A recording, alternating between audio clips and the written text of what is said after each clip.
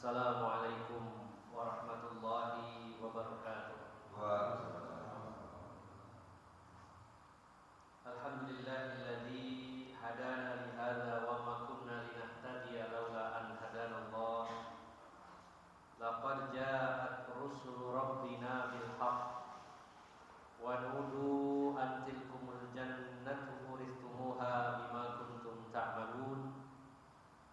Wa asyhadu an la ilaha illallah wahdahu la syarika lah wa asyhadu anna Muhammadan abduhu wa rasuluhu la nabiyya ba'dah.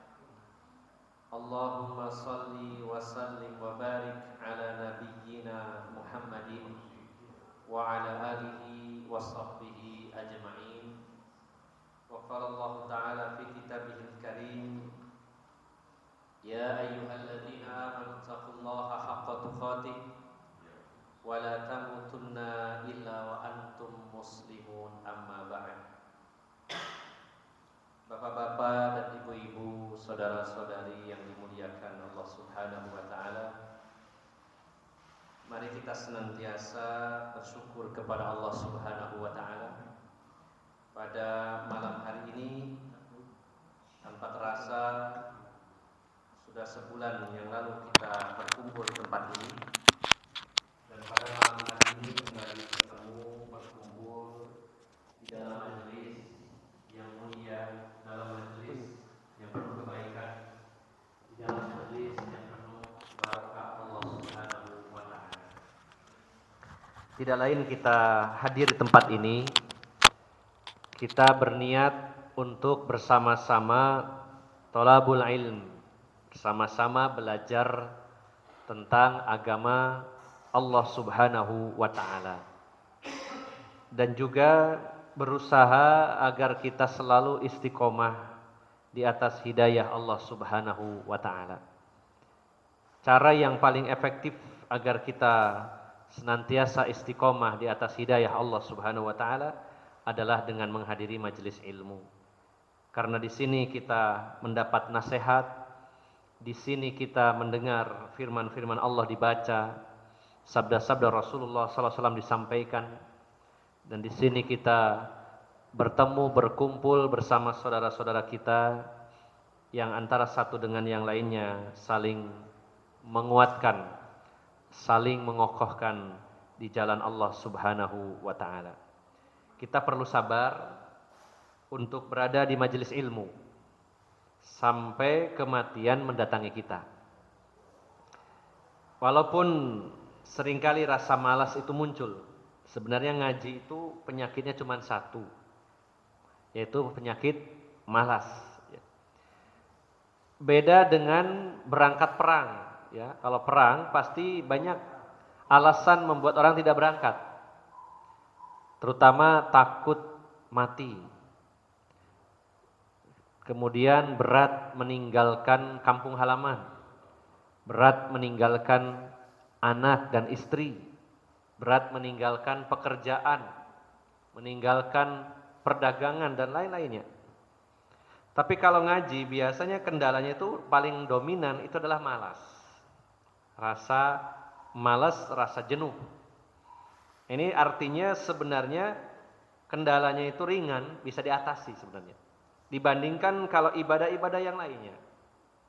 Misalkan kita sholat malam itu berat, ya, kita melaksanakan puasa sunnah, kalau orang tidak biasa juga berat.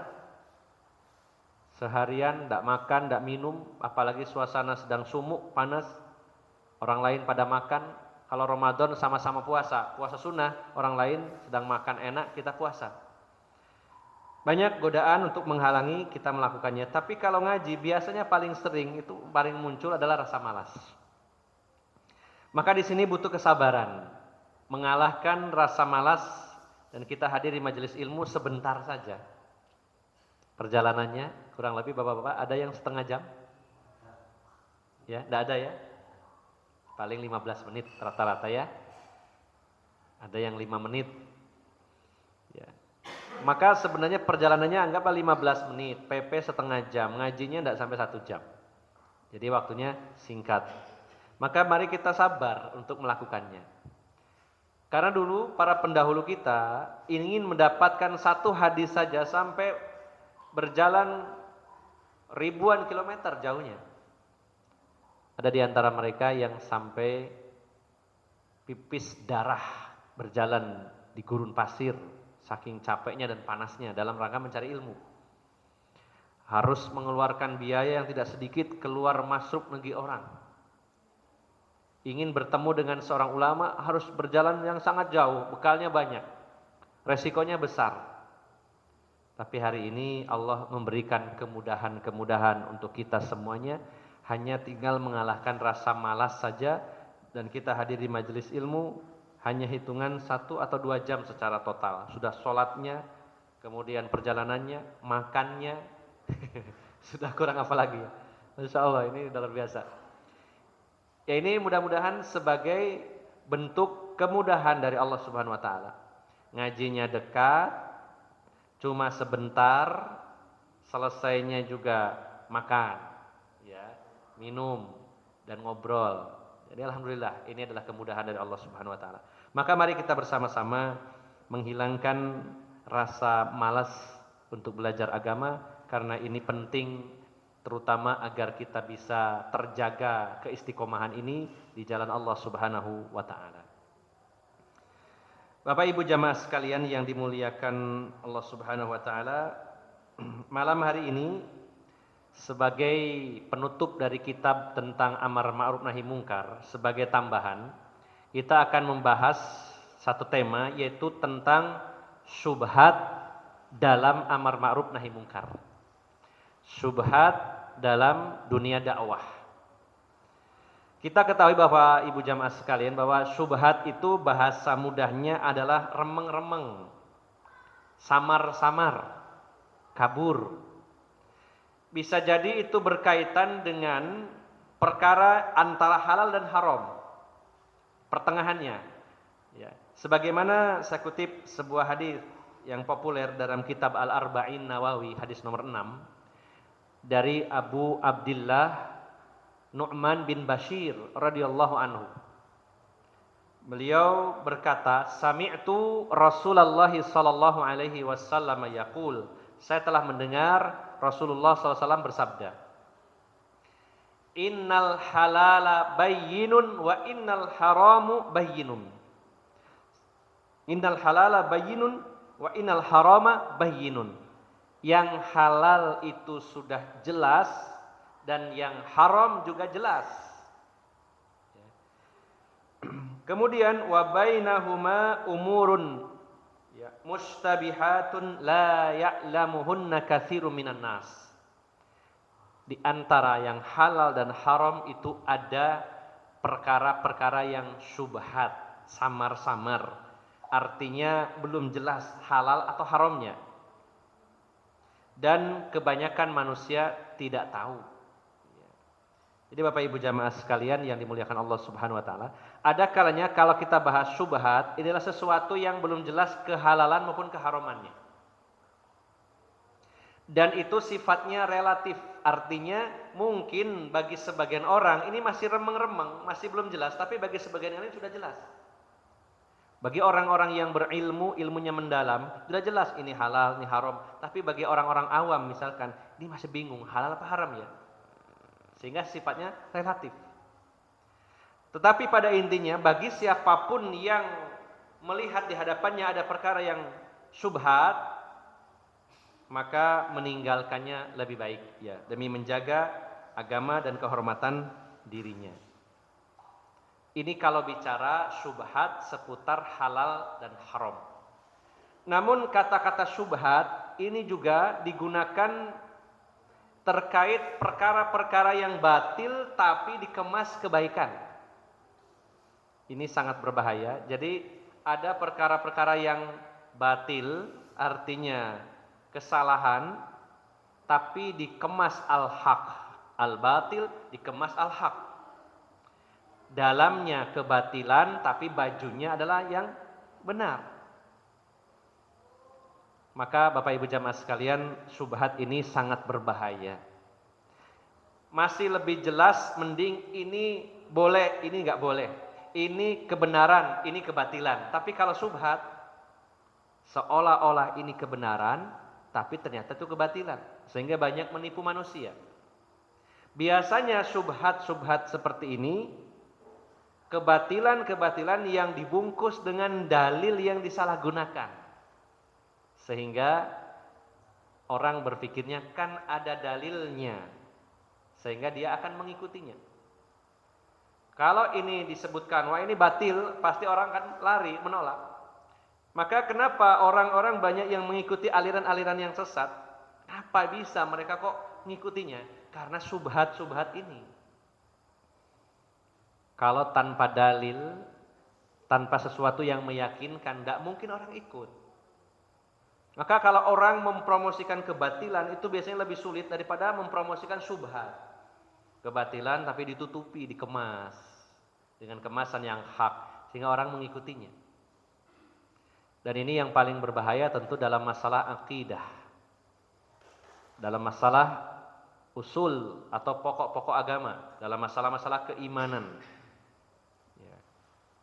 Sebagaimana Mirza Ghulam Ahmad ketika memproklamirkan dirinya sebagai nabi. Mengapa pengikutnya jutaan orang di seluruh dunia? Karena dia menyampaikan syubhat, artinya kebatilannya dikemas dengan dalil. Dia mengatakan bahwa bukankah dalam Al-Quran Allah menyebutkan perkataan Isa ibnu Maryam ketika Isa ibnu Maryam berkata kepada Bani Israel, wa idz qala Isa ibnu Maryam ya Bani Israila inni rasulullahi ilaikum musaddiqan lima baina yadayya minat taurati wa mubasysyiran bi rasuli ya'ti min ba'di ismuhu Ahmad. Dan ingatlah ketika Isa ibnu Maryam berkata kepada Bani Israel, sesungguhnya aku ini utusan Allah, yang mana aku membenarkan kitab sebelumnya itu Taurat, dan memberi kabar gembira dengan datangnya seorang nabi yang bernama Ahmad. Kata Mirza Ghulam Ahmad, nama saya kan Mirza Ghulam Ahmad. Sayalah yang dimaksud dalam firman Allah Subhanahu wa taala itu. Dan masih banyak dalil-dalil lain yang dia gunakan dari hadis-hadis Nabi sallallahu alaihi wasallam. Contoh lagi, saat ada kelompok-kelompok di mana kelompok itu punya pemimpin, punya imam yang dibaiat begitu kuat ya, dukungan dari pengikut-pengikutnya begitu solid. Sehingga kalau orang ini tidak punya dasar yang kuat akan terbawa. Coba bagaimana kalau kita nggak punya ilmu, kemudian disampaikanlah hadis Nabi. Rasulullah bersabda, "Man mata walaysa fi unuqihi bai'at, mata mitatan jahiliyah." Barang siapa yang mati dan di lehernya tidak ada bai'at, maka dia matinya mati jahiliyah. Panjenengan sudah bai'at napa dereng? Dereng. Bai'at teng sinten? Nah, wah sampean kalau mati belum bai'at, matinya mati jahiliyah. Nah, orang dibacakan dalil kayak gitu, hadisnya sahih juga. Bingung. Akhirnya bertanya, terus bai'atnya ke siapa? Oh, saya punya pemimpin imam. Harus dibai'at, taat kepadanya. Insyaallah. Sampai saya pernah ikut satu kelompok sampai hampir 6 tahun. Ada pemimpinnya, ada imamnya, ada amirnya, ada bai'atnya. Dia mengatakan bahwa kita ini wajib bai'at kepada Imam Mahdi. Hadisnya dibacakan bahwa nanti itu akan terjadi perebutan kekuasaan antara 3 orang yang semuanya putra khalifah. Ini hadisnya sahih. Dan itu terjadi indakan zikum, di sisi perbendaharaan kalian, di sisi Ka'bah.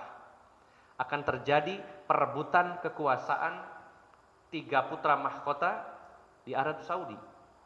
Yang semuanya tidak akan jadi raja, tidak jadi pemimpin, tetapi saat itu akan ada seseorang yang dibaiat di depan Baitullah, Ka'bah, yaitu Imam Mahdi, dan akan didukung oleh pasukan membawa bendera hitam dari arah timur, pasukan dari timur, dari Khurasan, dari Afghanistan. Maka siapa yang mendengar berita tersebut, maka baiatlah dia walaupun kamu harus merangkak di atas salju. Ini hadisnya sahih yang dibaiat Imam Mahdi. Terus ada satu kelompok dan saya ikut di sana, mengatakan Imam Mahdi kan belum muncul. untuk sementara biar diikat, baiatnya ke saya dulu.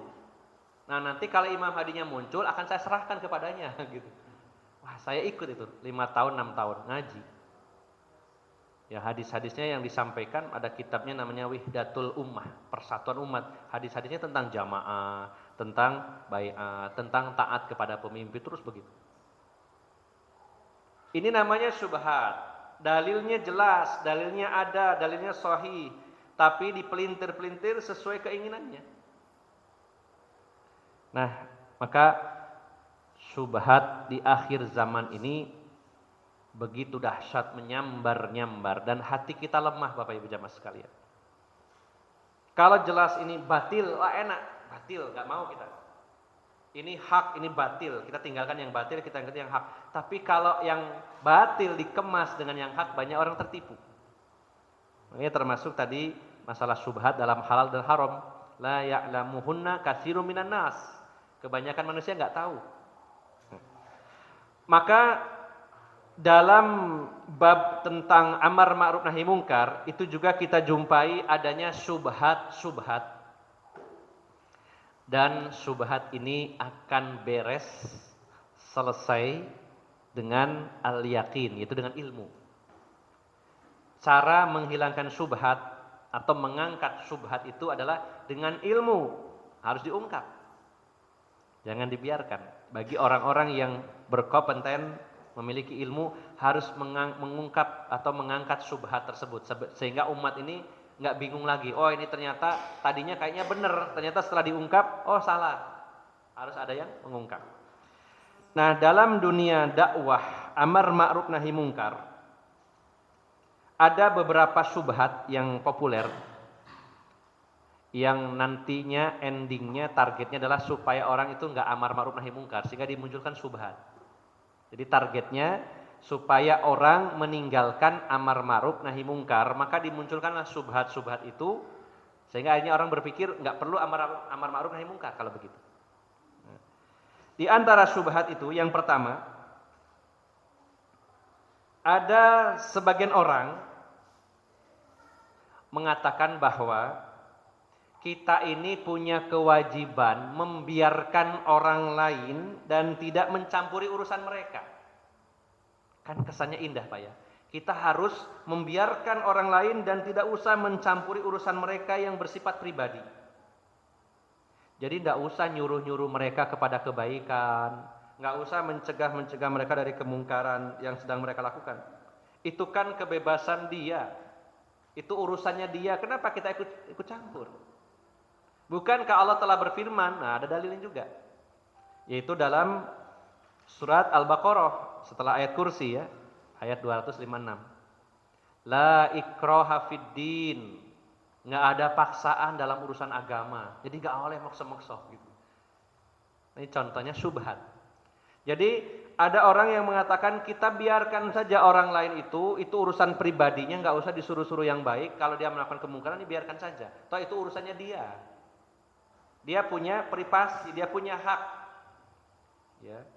Dan juga Allah nyatakan la ikraha fid din, tidak ada paksaan dalam urusan agama. Qad tabayyana rusydu minal ghayy. Sudah sangat jelas perbedaan antara yang benar dengan yang menyimpang.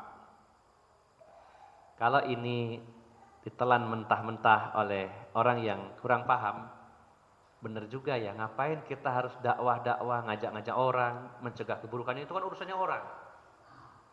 Agama itu nggak ada paksaan, ya udah silakan, nggak usah ngajak-ngajak, nggak usah nyegah-nyegah, biarin. Nah, maka Bapak Ibu jamaah sekalian, dengan alasan itu adalah hak asasi manusia. Subhanallah ya. Ini sering dijadikan senjata, itu kan haknya dia melakukan apapun. Bahkan ada yang mengatakan dengan maksiat yang dilakukan, loh dia cari duit, ngapain dihalang-halangi? Dia mau ngebor, dulu kan pernah ya, populer ya. Waktu ada ratu ngebor, itu kan ada tokoh masyarakat yang mendukungnya. Gak apa-apa ngebor, itu dolek duit. Ngapain sih kita ngurusin orang cari duit? Wah gitu. Subhanallah. Alasannya adalah hak asasi manusia. Seandainya hak asasi manusia ini dituruti, mungkin nggak ada orang itu mengikuti lampu merah. Lampunya merah, ini kan hak saya jalan gitu ya. Ngapain dihalang-halangi sama lampu merah? Harus hijau, harus merah, harus kuning. Coba. Artinya orang kalau beralasan HAM, hak asasi manusia, hidup itu nggak ada aturan. Kenapa dalam urusan-urusan agama dia mengatakan ini kan hak saya, tapi dalam urusan dunia dia tidak mau melanggarnya. Wah, kalau orang itu diberi kebebasan, saya karena hak saya mau bayar pajak atau enggak terserah hak saya kan. Sama negara kita bilang gitu. Kira-kira gimana, Pak? Ini kan hak saya. Ya, kadang susah membedakan hak dan kewajiban. Kalau ada orang yang mengatakan ini adalah kebebasan pribadi atau hak asasi manusia, lalu apakah orang itu akan bebas melakukan apapun tanpa aturan? Sementara di negara kita saja aturan-aturan dalam urusan dunia banyak sekali, dan itu harus dipatuhi. Ya. Bahkan seringkali aturannya itu sangat sulit, birokrasinya sangat rumit, tapi diikuti juga. Kalau alasannya itu HAM, waduh, gak karu-karuan. Maka tidak bisa orang beralasan ini kan hak asasi manusia, terus orang semaunya. Ini yang pertama. Kemudian yang kedua, Bapak Ibu jamaah sekalian, Islam memang menjamin kebebasan pribadi, tapi dalam masalah penghambaan diri, bukan dalam segala hal. Kebebasan yang diberikan oleh Islam itu adalah memerdekakan setiap orang supaya tidak menghambakan dirinya kepada makhluk. Ini adalah bentuk pelecehan terhadap hak manusia. Kalau dia ini manusia, harus tunduk kepada sesama manusia. Apalagi tunduk kepada binatang, kepada batu, dan lain-lainnya. Ini jelas pelanggaran terhadap hak asasi manusia, hak yang paling pokok, yang paling asas. Kebebasan yaitu untuk menghambakan dirinya hanya kepada Allah Subhanahu wa ta'ala. Islam mengajarkan kepada kita sebagaimana di dalam surat Az-Zumar ayat 29. Allah berfirman, "Daraballahu mathalan rajulan fihi syuraka'u mutasyakisuna wa rajulan salaman li rajulin hal yastawiyani mathala? Alhamdulillah bal aktsaruhum la ya'lamun." Allah membuat perumpamaan seorang laki-laki hamba sahaya yang dimiliki oleh beberapa orang yang berserikat, maksudnya berkolaborasi, dan seorang hamba yang dimiliki penuh oleh seorang saja. Apakah sama? Kalau ada, ini perumpamaan dari Allah Subhanahu wa ta'ala, ada seorang budak belian dimiliki oleh banyak majikan dibandingkan dengan yang satu majikan, kira-kira sama atau tidak? Kata Allah, jelas beda.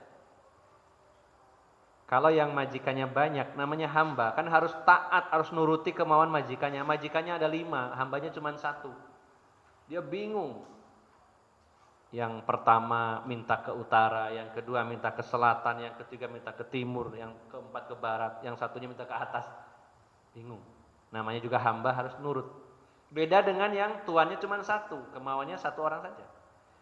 Ini penggambaran bahwa ketika manusia itu menghambakan diri kepada makhluk, kepada banyak sekali makhluk, kepada jin, kepada binatang, kepada manusia, dia sudah merendahkan hak-haknya yang asasi. Sehingga kemerdekaan atau kemerdekaan hak seseorang dijamin dalam Islam itu dalam bab tentang penghambaan diri. Bukan berarti Islam memberikan kebebasan sebebas-bebasnya, nggak ada aturan. Ini yang kedua, perlu dipahami bahwa yang dimaksud hak asasi dalam Islam adalah hak untuk hanya mengabdi kepada Allah dan tidak mengabdi kepada makhluk atau kepada selain Allah Subhanahu wa ta'ala. Kemudian Bapak Ibu jamaah sekalian yang dimuliakan Allah Subhanahu wa ta'ala, tadi berdalil dengan ayat la ikraha fiddin, tidak ada paksaan dalam urusan agama, lalu dipakai untuk alasan bahwa kita tidak usah berdakwah. Karena apa? Orang itu punya kebebasan, jangan dipaksa-paksa. Maka jelas ini tidak pas karena ayat itu berkaitan dengan masalah agama. Bagi orang-orang yang non-muslim, dalam ajaran Islam tidak ada dipaksa harus masuk Islam, tidak ada. Bahkan sebagian ulama tafsir lebih menyempitkan lagi bahwa tidak ada paksaan itu bagi orang Yahudi dan Nasrani. Nggak boleh dipaksa mereka. La ikraha fid din qad tabayyana rusydu minal ghai. Tidak boleh memaksa orang Yahudi, orang Nasrani untuk masuk Islam. Jelas mana yang benar, mana yang salah. Hanya bisa menyampaikan saja ilmu, menyampaikan wacana. Islam loh seperti ini, agama kalian seperti ini, tidak boleh ada paksaan. Ada sebagian ulama tafsir menafsirkan bahwa tidak ada paksaan itu untuk Yahudi dan Nasrani. Adapun orang-orang musyrikin selain Yahudi dan Nasrani harus dipaksa, dipilih masuk Islam apa diperangi kalau punya kemampuan. Itu saja sebagian pendapat dari para ulama tafsir dalam urusan agama, bukan masalah amar ma'ruf nahi mungkar. Ada orang nggak usah lah ngurusin orang lain, kan nggak ada paksaan dalam agama. Maksudnya paksaan untuk memasuki agama Islam. Itu saja berlaku. Sebagian ahli tafsir mengatakan Yahudi dan Nasrani. Kalau selain itu dipaksa. Apalagi ini kaitannya dengan amar ma'ruf nahi mungkar. Sehingga tidak pas dalil itu digunakan untuk amar ma'ruf nahi mungkar. Kemudian Bapak Ibu jamaah sekalian, yang jelas poin keempat bantahannya pada orang-orang tersebut adalah nas-nas dalil-dalil yang membahas tentang kewajiban amar ma'ruf nahi mungkar jelas banyak. Kalau orang beralasan, sudahlah mas, gak usah ngurusi orang lain, itu urusan pribadinya. Terus dalil-dalil tentang amar ma'ruf nahi mungkar berarti tidak berlaku semuanya. Kita bacakan diantaranya Allah menyatakan, wal takum minkum ummatu yad'una ilal khair wa ya'muruna bil ma'ruf wa yanhauna 'anil munkar wa ulaika humul muflihun. Dalam surat Ali Imran ayat 104. Hendaknya ada di antara kamu sekelompok orang yang menyeru manusia kepada kebaikan. Hendaknya ada sekelompok orang yang menyeru kepada kebaikan, ya'muruna bil ma'ruf wa yanhauna 'anil munkar. Ya, merekalah orang-orang yang mendapatkan kemenangan. Kalau ada orang beralasan tidak usah ngurusi orang lain, itu urusan pribadinya, berarti dalil-dalil tentang amar ma'ruf nahi munkar tidak berlaku. Contohnya tadi surat Ali Imran ayat 104. Kemudian juga tidak berlaku hadis Nabi sallallahu alaihi wasallam, man ra'a minkum munkaran falyughayyir biyadi. Barang siapa melihat kemungkaran, rubahlah dengan tangannya, mana dengan tangan. Kalau beralasan tidak usah ngurusin orang lain, berarti tidak berlaku hadis itu sama sekali. Membuang dalil-dalil yang begitu banyak tentang kewajiban amar ma'ruf nahi mungkar. Dan sangat banyak Bapak Ibu jamaah sekalian, ayat-ayat dan juga hadis-hadis tentang perintah amar ma'ruf nahi mungkar. Maka kalau ada orang yang mengatakan sudahlah mas, tidak usah ngurusin urusan orang lain, kita jawab berarti sampai tidak memakai dalil-dalil yang memerintahkan amar ma'ruf nahi mungkar. Terus ayat dan hadisnya mau dikemanakan, dibuang. Nah, itu salah satu jawabannya. Ya. Kemudian Bapak Ibu jamaah sekalian yang dimuliakan Allah, kita bantah yang kelima, Rasulullah SAW sebagai contoh kita, beliau melakukan amar ma'ruf atau tidak? Beliau melakukan nahi mungkar atau tidak? Jelas. Beliau adalah manusia yang paling getol, paling semangat, paling berada di garis terdepan dalam amar ma'ruf nahi mungkar. Paling berani beliau dalam amar ma'ruf nahi mungkar. Apalagi dengan kemungkaran yang paling mungkar yaitu kesyirikan. Beliau memiliki keberanian yang luar biasa. Ya. Maka kalau ada orang mengatakan sudah mas, tidak usah ngurusi urusan orang lain, itu urusannya pribadi. Ya kita bilang Rasulullah itu loh ngurusin orang lain. Sementara kita kan menjadikan Rasulullah sebagai teladan. Beliau lah dakwah. Beliau juga melakukan amar ma'ruf nahi mungkar. Dan beliau adalah uswatun hasanah bagi kita. Ya, ini kita bantah seperti itu. Bahkan Bapak Ibu jamaah sekalian, kita tambahkan lagi alasan yang lain bahwa dalam Islam itu berlaku had atau jamaknya hudud dan takzir. Had atau jamaknya hudud yaitu hukuman di dunia bagi pelaku dosa besar ya, yang dilakukan oleh pemimpin atau pemerintah muslim. Kalau ada orang mengatakan biarlah itu urusannya orang lain mau berbuat apapun, lalu tidak berlaku yang namanya had atau hudud.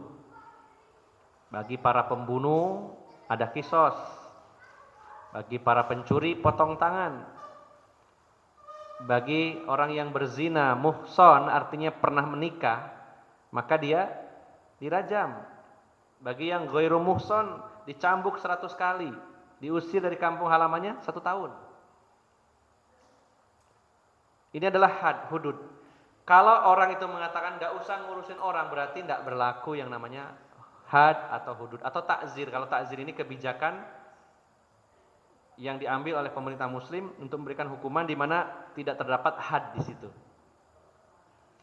Misalkan kalau zina ada hadnya yaitu rajam atau dicambuk, bagaimana dengan orang yang melakukan perbuatan yang menuju kepada perzinahan, misalkan berpacaran. Maka supaya tidak ada pelanggaran, pemerintah muslim membuat aturan yang namanya takzir untuk memberi hukuman. Hukumannya terserah pemerintah mau seperti apa. Oh, kalau yang zina dicambuk 100 kali, yang pacaran 10 kali saja dicambuknya. Itu kebijakan terserah. Yang penting adil.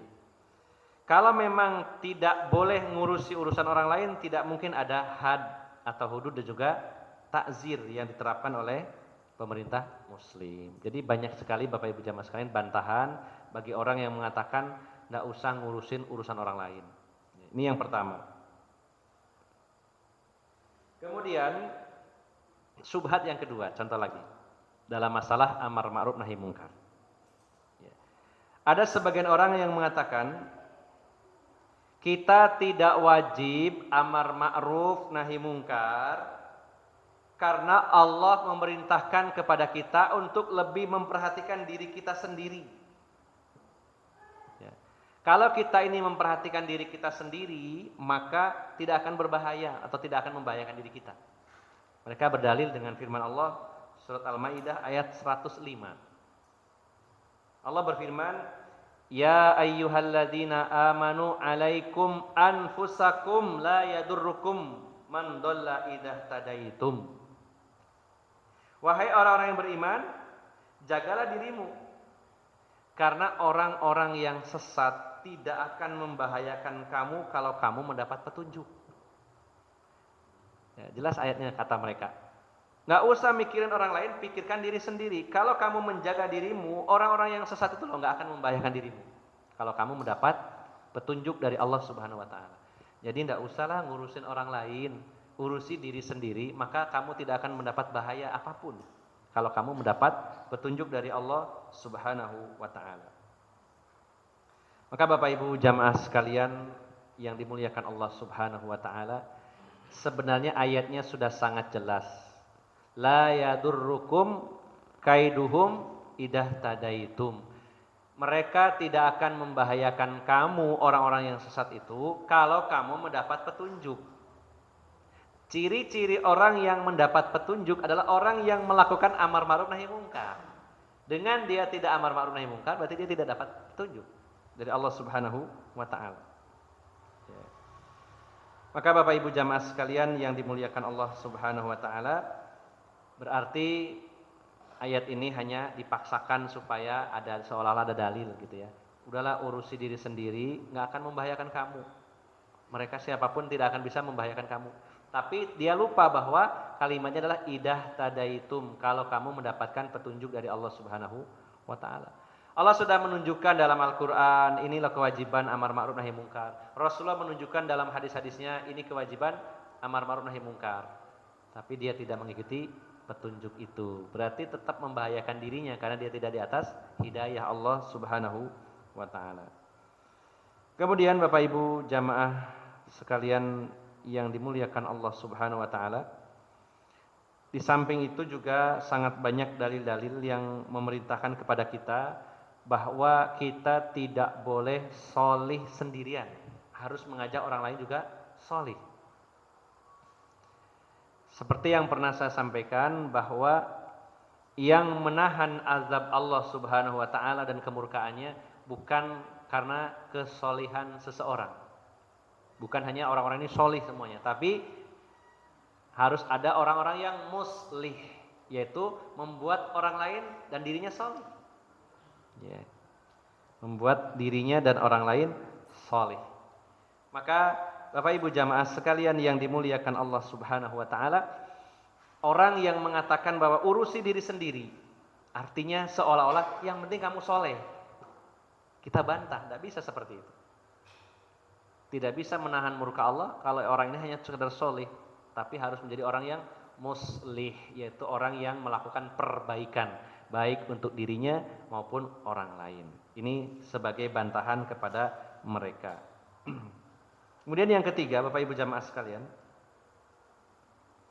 ada orang yang tidak melakukan amar ma'ruf nahi mungkar dengan alasan kita ini tidak mampu melaksanakan apa yang kita perintahkan dan juga tidak bisa menjauhi apa yang kita larang. Nah, kita saja tidak bisa mengamalkan dan kita juga tidak bisa meninggalkan yang dilarang. Bagaimana amar ma'ruf nahi mungkar kepada orang lain? Sehingga orang-orang seperti ini kalau semuanya berpikiran sama, maka sudah tidak ada lagi amar ma'ruf nahi mungkar. Siapa di antara kita yang terjaga dari dosa? Adakah? Hanya Rasulullah sallallahu alaihi wasallam. Kalau ada orang berpikiran bahwa orang yang dakwah itu harus suci, tidak pernah salah, ini tentu sangat berat. Karena tidak ada yang maksum terjaga dari perbuatan dosa. Maka mereka mengatakan, kami belum bisa melakukan apa yang kami perintahkan dan belum bisa menjauhi apa yang kami larang, sehingga kami tidak usah dakwah, tidak usah amar ma'ruf nahi mungkar. Mereka berdalil dengan firman Allah di antaranya surat Al-Baqarah ayat 44, atamuruna nasa bil birri wa tansawna anfusakum wa antum tatlunal kitab afala ta'qilun. Apakah kalian memerintahkan manusia melakukan kebaikan sementara kalian melupakan diri kalian dan kalian juga membaca Alkitab? Apakah kalian tidak berpikir? Dalil digunakan yang ini. Atau juga ayat yang sangat populer dalam surat As-Saff ayat 2 dan 3. Ya ayyuhalladzina amanu lima taquluna ma la taf'alun kabura maqtan 'indallahi an taqulu ma la taf'alun. Wahai orang-orang yang beriman, mengapa engkau mengatakan sesuatu yang tidak kamu lakukan? Alangkah besarnya kemurkaan Allah ketika kalian mengatakan sesuatu yang tidak kalian amalkan. Dengan dalil ini, dua ayat dari dua surat ini, sehingga akhirnya orang tidak mau amar ma'ruf nahi mungkar. Dan juga banyak hadis-hadis tentang bahayanya orang yang mengajak orang lain berbuat baik sementara dia tidak melakukannya, atau mencegah kemungkaran sementara dia melanggarnya. Seperti dalam hadis dikisahkan ada orang yang disiksa di neraka, itu usus-ususnya terburai keluar. Kemudian dia berputar-putar di sekitaran neraka itu seperti keledai yang mengitari penggilingan tepung. Ada mesin dulu kan, nggak ada motor ya Pak ya. Jadi yang bikin putarannya itu adalah keledai atau kuda atau binatang lainnya muter. Nah nanti di neraka itu ada seseorang yang muter-muter dan ususnya terburai. Sampai penduduk neraka lain itu bertanya, ini sangat ngeri sekali siksanya. Bukankah dulu itu kamu yang suka mengajak amar ma'ruf nahi mungkar? Bukankah dulu yang kamu itu suka berdakwah kepada orang lain? Maka orang yang menjawab, iya. Memang saya dulu menyuruh manusia untuk berbuat baik dan saya melarang mereka dari kemungkaran. Tapi saya sendiri meninggalkan perintah Allah dan melanggar larangan Allah Subhanahu wa taala. Nah, dengan dalil ini akhirnya orang berpikiran enggak usah amar ma'ruf nahi mungkar, toh saya juga belum bisa melaksanakannya. Sehingga dia berhenti dari amar ma'ruf nahi mungkar. Seandainya ini dipegang, diyakini oleh semua orang, semua umat Rasulullah SAW, lalu siapa yang akan berdakwah? Enggak ada. Bapak Ibu jamaah sekalian yang dimuliakan Allah Subhanahu wa taala, kaedahnya perlu kita tegaskan bahwa dakwah amar ma'ruf nahi mungkar tidak disyaratkan pelakunya harus bersih, tidak disyaratkan. Itu adalah idealnya, tapi tidak disyaratkan. Sehingga kalau ada orang yang belum mampu melakukannya, apa yang dia perintahkan, atau masih terjatuh dalam kesalahan yang dia larang, bukan berarti dia gugur kewajiban dakwah. Berdiri sendiri Pak. dia tetap wajib dakwah. Dan ini pernah saya jelaskan dalam satu kajian bahwa kita bedakan bahwa ada orang yang berdakwah amar ma'ruf nahi mungkar, tapi dia belum bisa melaksanakannya, mungkin dia tidak mampu melaksanakannya. Saya mengajak kepada bapak-bapak, mari kita bayar zakat. Ustaz sudah bayar zakat belum? Jangankan bayar zakat, nggak sampai nisab saya misalkan, karena tidak mampu. Tapi bukan berarti saya diem. Idealnya memang saya bayar zakat dulu, tapi bukan berarti jadi syarat. Atau ada orang yang mengajak kepada yang ma'ruf, mencegah kepada kemungkaran, dia masih terjatuh dalam kemungkaran, dia masih meninggalkan kewajiban, tapi dia menyesalinya dan dia berusaha untuk memperbaikinya. Ini tidak termasuk kategori yang dimurkai oleh Allah Subhanahu wa taala. Dia berpikir, iya ya, saya ngajak orang lain kepada yang ma'ruf, tapi saya kok enggak, mikir terus, menyesal, bertaubat kepada Allah. Dia juga melakukan pelanggaran, dia berpikir saya mencegah orang lain, tapi saya sendiri terjatuh, ya Allah, betapa jeleknya saya, terus dia introspeksi. Ini tidak mendapat murka Allah, dijelaskan oleh para ulama seperti itu. Tapi kalau ada orang mengajak kepada yang ma'ruf, dia meninggalkannya dengan santai. Dia mencegah orang dari kemungkaran, dia langgar sendiri dan nyantai, nggak mikir sama sekali. Itulah yang akan dimurkai oleh Allah Subhanahu wa taala. Jadi Bapak Ibu jamaah sekalian, kalau ada orang meninggalkan kewajiban, misalkan sesuatu yang baik dia tinggalkan, bukan berarti dia juga harus meninggalkan kewajiban amar ma'ruf nahi munkar. Dua kewajiban. Satu, kewajiban dia beramal yang ma'ruf dan menjauhi yang munkar. Ini kewajiban. Dan yang kedua, dia wajib dakwah amar ma'ruf nahi munkar. Maka kalau yang satunya belum bisa melakukan, bukan berarti yang satunya ikut gugur, tidak. Berdiri sendiri. Jelas ya Pak ya? Jadi jangan terkena syubhat gara-gara saya belum sholih, saya juga banyak salah, nggak usah dakwah. Hanya diem. Semua orang akan berpikir begitu, tidak ada seorang pun yang akan berdakwah. Yang benar adalah setiap orang terus berdakwah, mengajak kepada yang ma'ruf, mencegah dari yang munkar, dan dia berusaha menjalankan apa yang dia katakan sesuai dengan kemampuannya. Jadi tidak bisa dijadikan landasan bahwa nggak usah dakwah kalau saya ini belum melaksanakannya. Kemudian Bapak Ibu jamaah sekalian, yang terakhir, ada sebagian orang yang berpendapat bahwa saya tidak melakukan amar ma'ruf nahi munkar soalnya nanti terjatuh dalam fitnah. Ini sering dijadikan alasan Pak ya, terutama orang-orang munafik di zaman Rasulullah SAW. Di antaranya Jad bin Qais, ya, tokoh munafik dalam peristiwa perang Tabuk. Maka beberapa orang munafik menghadap Rasulullah SAW, meminta izin tidak berangkat dengan alasan-alasan masing-masing. Kalau Abdullah bin Ubay bin Salul mengatakan, itu dalam surat At-Taubah ada, mulai ayat 40, 41 sampai 49 atau sampai ayat 50. Surat At-Taubah diantaranya dari ayat 40, 41 sampai 50. Itu membahas tentang alasan-alasan orang-orang munafik saat tidak berangkat jihad fisabilillah. Abdullah bin Ubay bin Salul mengatakan, kalau saja perjalanannya ini pendek dan untungnya besar, saya akan berangkat. Tapi karena perjalanannya jauh, 1250 km ke Tabuk, dan keuntungannya bisa jadi kecil, saya nggak ikut. Jadi ini orang yang oportunis, bukan opor ayam. Oportunis, mana yang menguntungkan? Akhirnya dia nggak berangkat. Nah ada lagi tokoh munafik, yaitu Jad bin Qais. Dia mengatakan, ya Rasulullah, saya ini dikenal di kampung saya seorang laki-laki yang sangat berani sama wanita.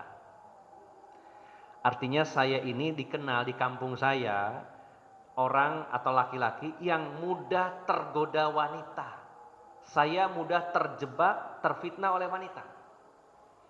Dan saya dengar di Tabuk itu yang menguasai wilayah sana kan Bani Asfar, yaitu Romawi.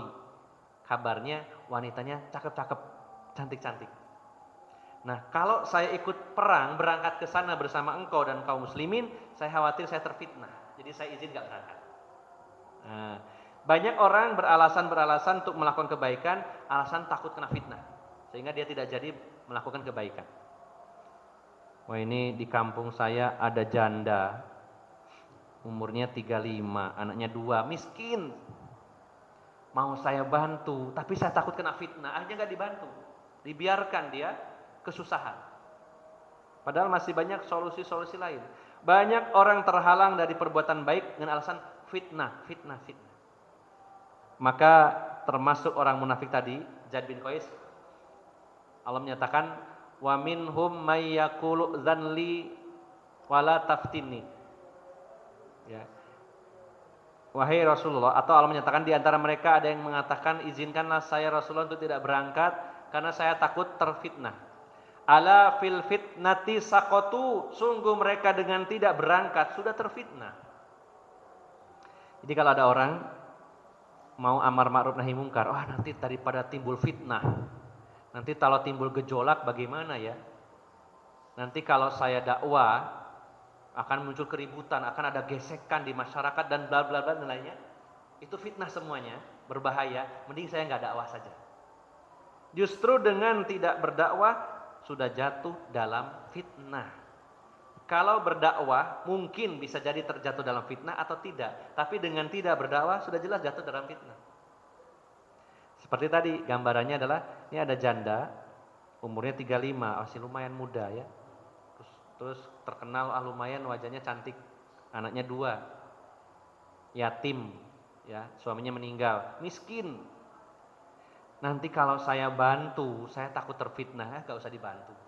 Maka dengan tidak peduli dan tidak mau membantu, justru sudah jatuh ke dalam fitnah. Kalau membantunya bisa terfitnah, bisa tidak. Kalau tidak dibantu, jelas terfitnah. Kan bisa cari cara lain, bisa nyuruh istrinya, Bu, minta tolong ya, itu ada janda. Kenapa Pak kalau janda? Ya maksudnya ditolong. Gua sampean mau ngerabi, wah rame. Enggak, maksudnya sampean ya tolong ya, ini saya punya uang, kasihkan sama dia ya. Kalau saya ngasih nanti terkena fitnah. Loh, daripada dikekno wong, kekno aku po. Wah rame kaget. Susah ya kalau begitu. Jadi cari cara, dijelaskan dengan baik, Bu. Ini ada janda miskin dan menolongnya pahalanya sama dengan mujahid fisabilillah. Supaya tidak terfitnah, supaya saya tidak tergoda, ibu yang bantu ya, bapak dukung. Nah, dijelaskan ini hadisnya dan bla bla bla, sehingga terbantu. Berapa banyak orang tercegah dari perbuatan baik alasannya takut kena fitnah, takut kena fitnah. Nah ini termasuk juga dalam bidang dakwah. Ada orang mengatakan, saya nggak usah dakwah nanti daripada muncul fitnah yang lebih besar. Akhirnya tidak berdakwah sama sekali. Maka Bapak Ibu jamaah sekalian, ketika seseorang diam dan tidak berdakwah, justru fitnah itu akan menimpa. Bukankah Allah telah berfirman, wattaqu fitnatan, jelas saja. Wattaqu fitnatan la tusibannal ladzina zalamu minkum khassah. Ya. Dan takutlah kalian akan munculnya fitnah yang tidak menimpa hanya orang-orang zalim saja, tapi semua terkena fitnah itu. Yaitu siapa? Ketika orang-orang itu berhenti berdakwah, berhenti amar ma'ruf nahi mungkar, maka justru fitnah itu akan muncul. Maka inilah Bapak Ibu jamaah sekalian yang dirahmati Allah Subhanahu wa taala, beberapa syubhat sehingga orang termakan syubhat ini akhirnya berhenti untuk tidak berdakwah. Berhenti dari amar ma'ruf nahi mungkar. Dengan alasan itu kan urusan orang lain, kita tidak boleh mencampuri hak manusia, hak asasi manusia. Yang kedua, kalau kita ini baik, maka tidak akan membahayakan siapapun diri kita. Sehingga mending kita perhatikan diri kita sendiri saja. Kemudian juga syubhat-syubhat lainnya adalah kalau saya dakwah nanti takutnya terkena fitnah. Ya, dan juga syubhat-syubhat yang tadi sudah saya sebutkan. Sehingga Bapak Ibu jamaah sekalian, kesimpulannya adalah sampai kapanpun kewajiban dakwah masih berlaku. Kewajiban amar ma'ruf nahi mungkar berlaku bagi siapapun, termasuk kita sesuai dengan kemampuan kita masing-masing. Jangan sampai kita tergoda oleh jebakan-jebakan syubhat yang membuat kita mundur ke belakang dan tidak ambil bagian dalam dakwah atau amar ma'ruf nahi mungkar ini. Mari kita terjunkan diri kita dalam kancah dakwah amar ma'ruf nahi mungkar sesuai dengan kompetensi kemampuan kita masing-masing. Kalau dia seorang ustadz, seorang dai, dakwah dengan ilmunya. Kalau dia seorang penguasa, punya jabatan, dia akan backup dakwah itu dengan kekuasaannya. Kalau dia seorang agniya, seorang muhsinin, seorang donatur, dukung dakwah dengan dananya. Dia seorang yang pakar di bidang multimedia, yang sering saya kutip ya. Channel, jadi iklan lagi ya, apa ya. Ya. Channel Mas Bakhtiar, ya. Ini adalah bagian dari perjuangan dakwah. Yang hadir di sini mungkin 10-20 orang, tapi dengan masuk di channel YouTube yang nonton mungkin ya subscribernya berapa nih? Beberapa orang bisa jadi ya, masih ngomentari saya dari Kediri, saya dari ini. Berarti kan meluas ilmu ini. Ya, mungkin di antara kita ada yang pandai masak, maka ya disitulah perjuangan kita dalam berdakwah ini. Maka setiap orang wajib amar ma'ruf nahi mungkar, berdakwah sesuai kemampuan masing-masing, sesuai skill yang Allah berikan kepadanya, sehingga berlaku bagi setiap orang kewajiban dakwah ini. Mudah-mudahan Allah Subhanahu wa taala memberikan keteguhan kita di jalan dakwah ini, memberikan kekuatan dan pertolongan kepada kita semuanya, siapapun yang ikut andil dalam medan dakwah. Dan mudah-mudahan kita diberikan pahala dan keridhaan Allah Subhanahu wa taala, dan kita diberikan keistiqomahan. Demikian, semoga bermanfaat. Mohon maaf atas segala kekurangan. Billahi taufiq wal hidayah. Wassalamualaikum warahmatullahi wabarakatuh. Subhanakallahumma asyhadu an la ilaha illa anta astaghfiruka wa